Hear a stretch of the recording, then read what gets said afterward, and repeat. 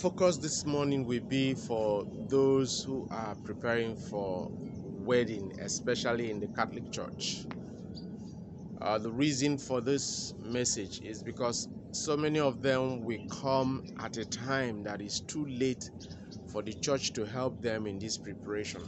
So that is a need for us to know the mind of the church in our preparation, particularly for wedding in the Holy Catholic Church.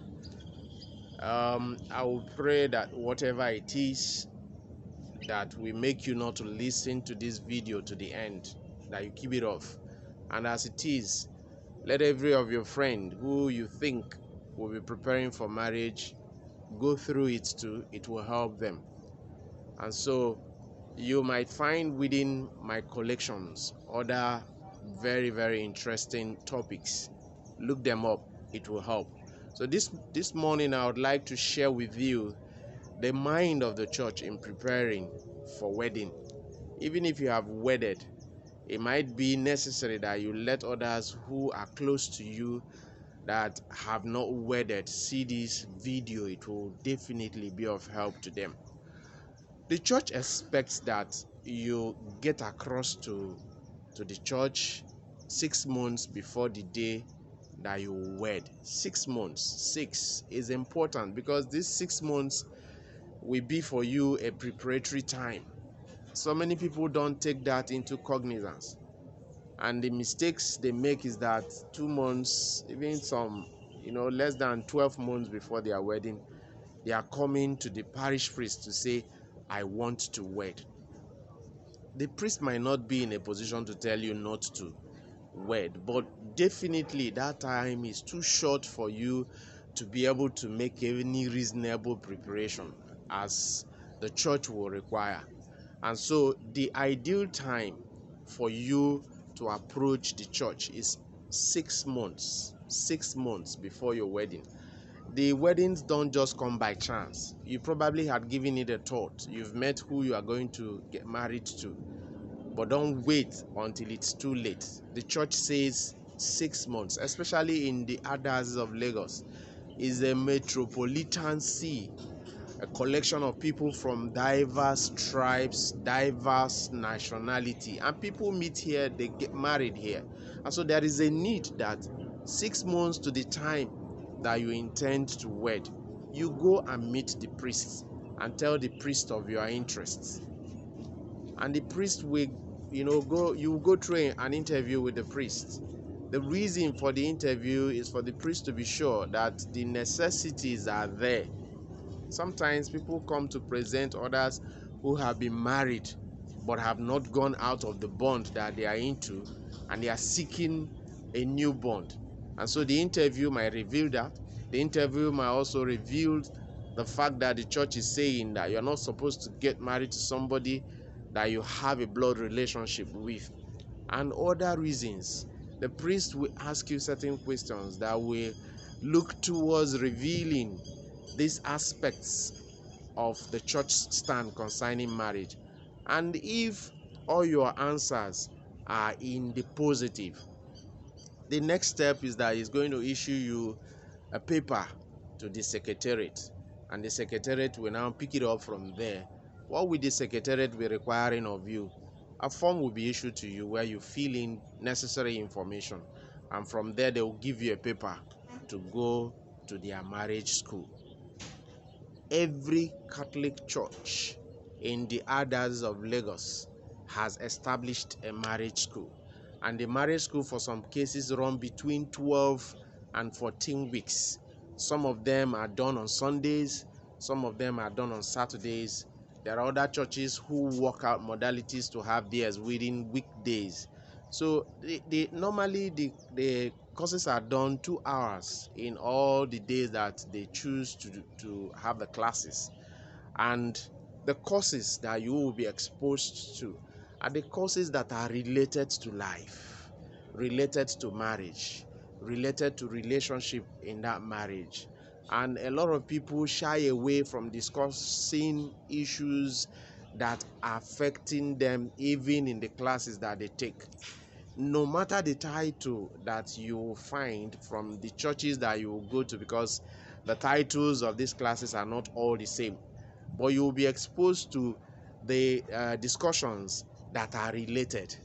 First of all, you are taught of the church's mind about marriage, church's teachings about marriage, and you look at also the sacraments of the church. The sacraments of the church. There are 7 sacraments, and in looking through the 7 sacraments, at the end, they center on the one that you're preparing for, which is the sacrament of matrimony. And mentioning sacraments, you are expected before you wed that you would have gone through baptism as a start. You would have gone through communion, Holy Communion. And if it was possible for you to have also gone through the sacrament of confirmation, beautiful. But if you have not done the sacrament of confirmation, there's no problem. You can still go into marriage with these first 2 that I have mentioned. And so, apart from these sacraments of the church that you will be taught, you will also be taught about prayers. You will be taught about domestic violence and how to keep away from trouble, the relationship between you and your husband, relationship between you, your husband, and his family members, relationship between you, your wife, and her friends. You will also be taught about sexuality in marriage. It's important because most people go into marriage with the idea that they have of boyfriend, girlfriend thing. It doesn't function the same way in marriage. That's where most people get into trouble. You will also be taught about how you resolve conflicts if you're having any in your marriage, what brings about the conflict, how to go about the resolution of the conflict, the need for you to be forgiving in your marriage. You will be taught about domestic violence. I guess I've mentioned that before, how to keep away from it. All these things are the issues you will see in life.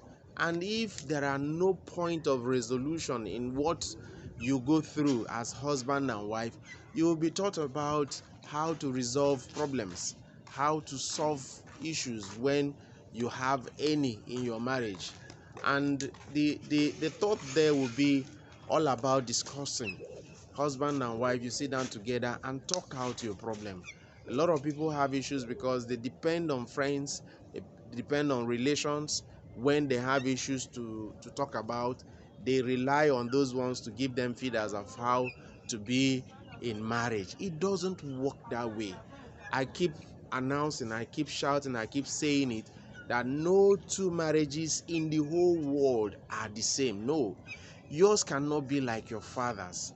Yours cannot be like your mother's. It can't be like your relation's own, because each person is going into a marriage with the understanding that you are independent. You are just who you are, with an intention anyway to make some changes. And so this teaching that we take you for at least 14 weeks is 14 weeks into the 6 months. And the best you can do is to end these classes and be able to sit down within yourself and keep asking yourself the question, is it possible for us to continue this relationship now that we are open to so many information? And if the answer is yes, you can continue, then you go ahead. Some people come into the idea of marriage even with the shortness of time that the bands of marriage can be taken. The church is so strict about bands of marriage, especially in a society that is as diverse as the world is creating it to be now. In the olden days, right there in the village, everybody knows everybody. But in a big city where you don't even know the state where your spouse comes from, except explained, it is important that the bands of marriages are announced. And some people just get one sheet and fill and return.